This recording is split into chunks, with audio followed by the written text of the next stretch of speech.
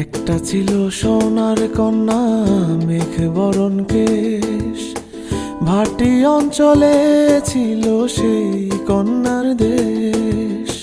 দুই চোখে তারা হারে কি মায়া, নদীর জলে পড়ল কন্যার ছায়া। এখন নিজের কথা বলি, নিজের কথা বলতে বলতে নাও দৌড়াইয়া চলি। এখন নিজের কথা বলি, নিজের কথা বলতে বলতে নাও